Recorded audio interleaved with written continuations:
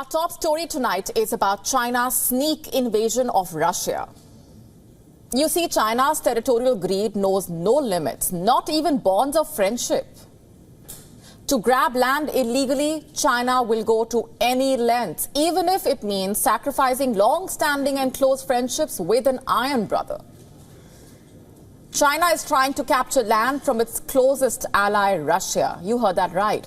The world sees Russia and China's growing bonhomie, but behind the scenes, Beijing is preparing to stab its friend in the back. It's quietly trying to capture Russian territory. Let me say that again. Quietly trying to capture Russian territory. Even though China and Russia have touted their unlimited partnership on the global stage, it looks like a far eastern corner of Russia has caught China's eye. I am talking about Russia's border region of Primorsky Krai. This Russian region shares a border with China. It is located northeast of North Korea. The port city of Vladivostok is on its southern coast. Now, this region of Russia has now become a subject of interest in China. In fact, recently, Chinese farmers have been showing up in this region in droves. They have come here looking for land, engage in large-scale agriculture, harvest soybeans, as well as other crops to export to China.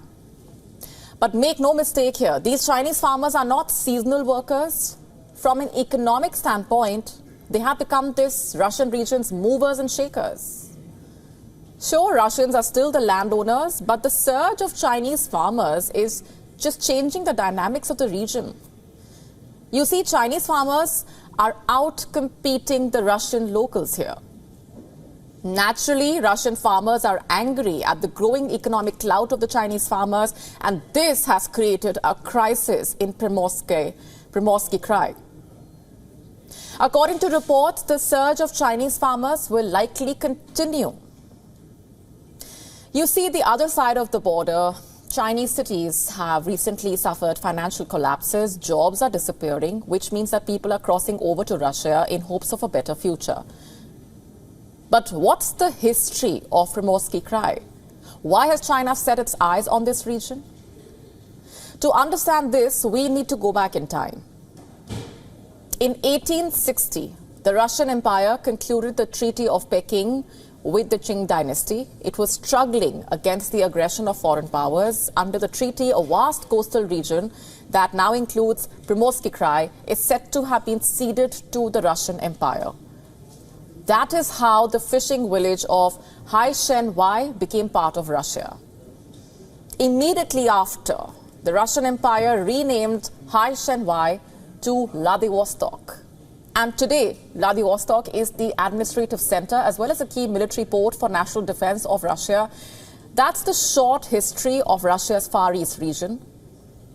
Now, cut to 2023, a year after Russia invaded Ukraine, the Chinese government issued an ordinance. And this ordinance basically required contemporary Chinese maps to use the old name, the Chinese name of Hai-Shen-Wai, to refer to Vladivostok. Thus, the old Chinese village made a comeback, at least cartographically.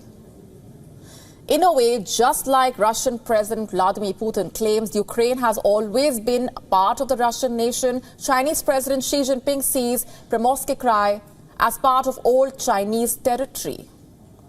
You see, Xi Jinping has held the restoration of this perceived lost territory very high on his agenda. What agenda, you ask? The great rejuvenation of the Chinese nation. So last year, when China redefined its borders in a new map that claimed parts of India, Malaysia, the Philippines and Taiwan as Chinese territories, it also included parts of Russia as part of Chinese territory. The revival of the Qing dynasty era Chinese names extended to 8 locations in Russia's Far East. It included Khabarovsk, Blagoveshchensk, along the Sino-Russian border, and Sakhalin, the Sea of Okhotsk Island. We all know about China's plan to someday bring the self-governed island nation of Taiwan into its fold. Beijing has also claimed most of the South China Sea. It has cited so-called historical rights, also against the Philippines as well as other countries. Let's not forget China's aggressive moves in the Himalayas. In recent years, Beijing has illegally occupied parts of Bhutan and Nepal. In fact, in 2022, it was found that villages in Nepal's Darchula, Gorkha and Rui have been taken over by China. In September 2020, China also built 11 structures on the remote border of the Humla district. The pillars were found to have been demolished and moved by China. And this is just an example of how China asserts its dominance. The so-called rejuvenation of China is not the only agenda. What Beijing really wants is something else entirely. Let me explain this. Russia's Far Eastern region is rich in rare earth minerals. Reserves of copper, iron, tin, rare earth metals are concentrated in the Far East region. Huge resources of oil and gas, mineral deposits, diamond, gold, borax, coal. And these are critical to the defense, telecommunications, as well as renewable energy sectors. I mean, this place is a gold mine of under-tapped opportunities. No wonder then China has set its eyes on this region.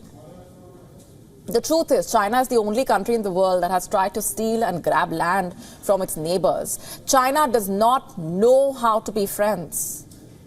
It basically wants friendships on its terms. Well, with friends like China, who needs enemies?